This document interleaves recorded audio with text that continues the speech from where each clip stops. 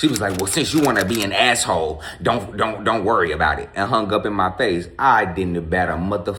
Nah, I promise you I didn't. Because look at the situation. I done been there for you how many times? Time and time and time again. And the one time I didn't come through for you, I'm an asshole now. So you know what? That's cool. I'll be that. I'm of the type where if one on a Tuesday, if you got a problem, I might with you. On a Wednesday, you might have a problem and I might not with you. I was feeling so low. And I was like, but my life is actually good. I'm over here low because I have let them deplete my energy and my reservoirs and my capacity down to nothing. And I'm feeling low for some shit that don't have nothing to do with me. Situations that I didn't get myself into. And how often do other people's shit not have anything to do with us and we are trying to help them fix it? Nah. Not me. Not this guy. Not this nigga on this day. You trying to swim, but you got people that's still beneath the surface pulling you back down. No, boo, you got to swim. I've learned how to route the attention back to my own life and recenter my focus and realize that I am not responsible for your problems. Your crisis is not my emergency. What's up, y'all? It's your boy Chris, aka Richie Rich. I got Wrigley with me. I was going to make this a part of my next vlog, but I was like, I'm going to spend about 15 minutes talking about this. So I don't want to make it a part of the vlog. So I'm going to make a whole dedicated video to it. It might come across like a rant, but hopefully something I say in this conversation, in this FaceTime call, it might trigger something in your brain, in your heart, on your mind, on your spirit, whatever. I don't have my notes, so it ain't gonna be philosophical. I might get the cursing, whoever knows. You know, it just is what it is. But this is gonna be a conversation about boundaries and about your capacity to deal with other people's shit. Because how often do other people's shit have nothing to do with you, yet we find ourselves depleting our reservoirs, our capacity. We done poured out our cup trying to deal with other people's stuff. That ain't me no more. Facts. So I used to go to private school, and then I ended up going to public school. And even before I made it to public school and I didn't have a lot of friends, I wanted a lot of friends, but even before I had a lot of friends, I found myself being the therapist friend, being Captain Save-A-Ho, being the landing pad, being the punching bag. You feel me? And yeah, absolutely not. My boundaries have, the walls is up. I'm talking about if you seen the Odyssey, Odysseus and his team wouldn't even been able to get through my shit. That part. So basically what inspired this conversation is my cousin that I'm very close to called me because she was with our other cousins who we haven't seen in a long time. Now, two of them are my blood cousins, and then their older sister is not related to us, but our older cousin claimed her as well. So we just all kind of, you know, we claim them all, right? So basically, while we was over there, they got to arguing about something, and I intervened. I was like, hey, y'all sisters, like, why are y'all talking to each other like that? Because I'm talking about they was calling each other B words and H words, and your mama, your daddy is, his teeth blew from, I'm talking about, they was talking about each other so bad, right? Well, that energy ended up being directed towards us, me and my other cousin, but me, because I intervened. And so they was like, well, you wouldn't understand, you wouldn't know, because you from the suburbs and you were only child and all of this kind of stuff, right? So it was getting very heated, and I just knew, you know, I knew how to read the room. I knew what I was dealing with, people that's been in survival mode, people that's, you know, they have hood mentality, and on top of that, they all each other got, because my older cousin, he in and out of jail, they mama not really shit. So that's just how they are. They're gonna be pretty, even if they was getting into it with each other, soon as it felt like I was saying something about them or I was cornering them, the energy ended up coming this way, right?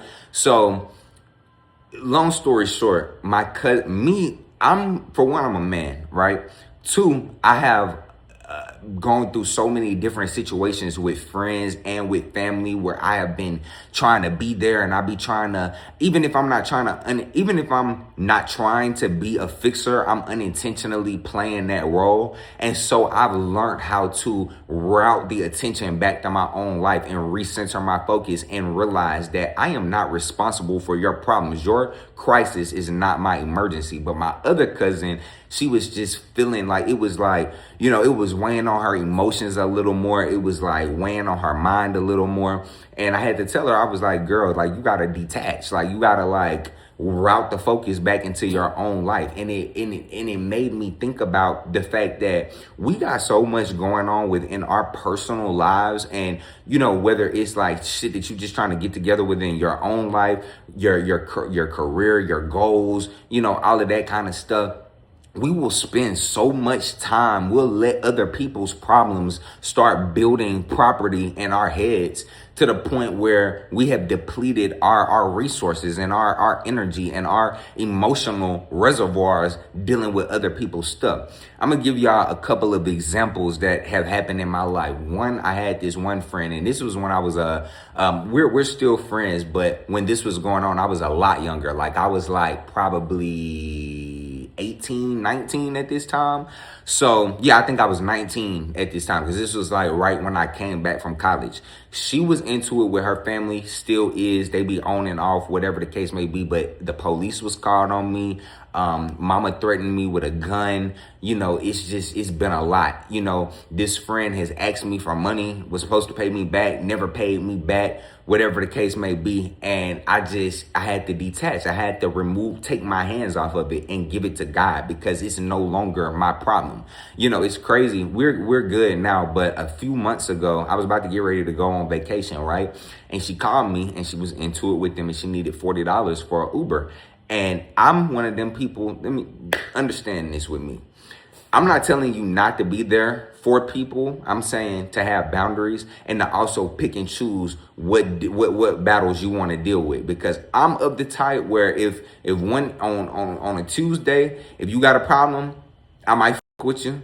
On a Wednesday, you might have a problem, and I might not fuck with you. But at the end of the day, I would be taking time out of my motherfucking 24 hours in which I got meditations to do. I got videos to do. I got to go to the gym. I'm about to be moving soon. Like, I got a whole lot of other stuff going on. My world is filled. My life is full. You feel me? So with that being said, I didn't feel like with her that day. You telling me, oh, money ain't an issue. Da, da, da. Well, money ain't an issue. Why can't you buy your own Uber? Especially when I see you posting and gloating all of these clothes and stuff that you buying. But when you need money for a serious situation like this, you can't get yourself out of it. And then I don't trust you with paying me. Ooh, a bug flew by. I don't trust you with paying me my money back, because if I look over the years, time and time again, where you were supposed to pay me back, and I'll never forget this one day. She had a situation with somebody, and she was like, I got $10 I can give you. I didn't have that much gas, right? So I drove all the way from here in the country, all the way deep into the city, right? I drove all the way to the north, okay? And that's far from where I live. And we pull up to the gas station. It was almost as if she couldn't even remember that she said that she was going to give me the money. No, I'm not going to do that. So I remember she was like, well, since you want to be so back to this situation, right? She was like, well, since you want to be an asshole, don't worry about it. And hung up in my face. I didn't bat a motherfucking eye. I promise you I didn't. Because look at the situation. I done been there for you how many times? Time and time again. And the one time I didn't come through for you, I'm an asshole now. So you know what? That's cool. I'll be that. And that is helped me to further my boundaries with people, because it's like you can be there and be there and be there and be there. And the time that you not, look at the response you get. Oh, I'm an asshole now. Fair enough. I'll take that. I'll be that. You feel me? Then I had another issue, and this is more so going into the other people's crisis is not your emergency, and you are not responsible for the other shit that people have going on. I have a friend who a lot of the times when situations would be going on in their life, they were the cause of their own chaos. And I found myself every time getting I would never forget, I was at a point where I was feeling so low. And I was like, but my life is actually good. I'm over here low because I have let them deplete my energy and my reservoirs and my capacity down to nothing. And I'm feeling low for some shit that don't have nothing to do with me, situations that I didn't get myself into. And so now and not just with this friend, but with people in general, when they come to me with certain problems, the first thing that I started thinking about was, look at the role that you played in this situation. Had you had stronger boundaries, had you had better standards for yourself, this wouldn't have happened in the first place. You feel me? And I think I've come to that realization a lot earlier in my life, being, I'm only 23, but I've come to that realization through experience, but also through seeing it, right? Like my mother and her family, they all grew up with the same circumstances. But it is, and I just said this to my cousin the other day when we was dealing with this situation with my other cousins. I said, everybody is dealt a different pair of cards, right? It's what you decide to do with them cards, right? My mom chose, instead of to sink, she chose to swim. She chose to rise above. She rose to the occasion.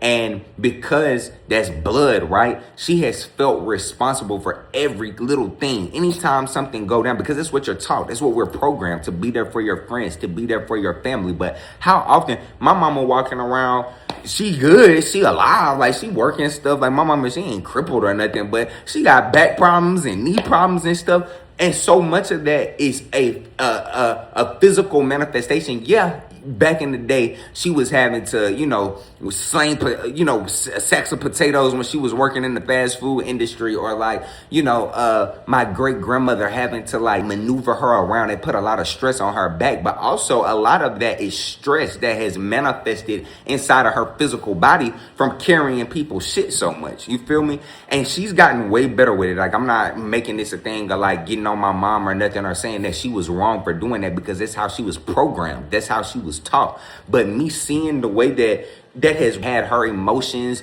all over the place, you telling, I'm not going to get into family business, but let's just say situations that could have been prevented were not prevented because you kept deciding to do something over and over again. And then she over there trying to pick up the pieces, trying to, manage everything while you down and out, right?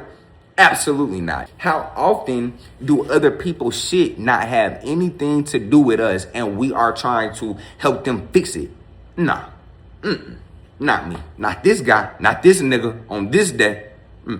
So I don't know who this video might be for. You might be in your teenage years and you dealing with your teenage friends' problems. You might be in your 20s, because see, it's different when you in your 20s. You start to have more resources and stuff. We think we grown, but we have not fully matured yet. We have not built those levels of boundaries and stuff. So if you are just not a person who naturally comes to those realizations like me, you will find yourself probably spending a majority of your 20s trying to help and you trying to swim, but you got people that's still beneath the surface pulling you back down. No, boo, you got to swim. Whether y'all been friends for 5 years, 10 years, 15, 20, 25 years, however long y'all could have been in diapers together. You are not responsible for their problems. Period. Whether it's some shit that they were the cause of their own chaos or outside circumstances. I'm not saying don't be there. Like I said, I pick and choose. If I want to fuck with you today, then I'll fuck with you today. If I don't want to fuck with you tomorrow, and your problems, I mean, like not like I'm cutting you off, but like if I don't feel like dealing with your shit tomorrow, then I'm just not. Like, period. And then whether you in your 50s or your 60s and you dealing with, the problems of friends, dealing with the problems of your family members, dealing with the problems of your younger kids who keep getting themselves into situations and stuff, it gets to a point.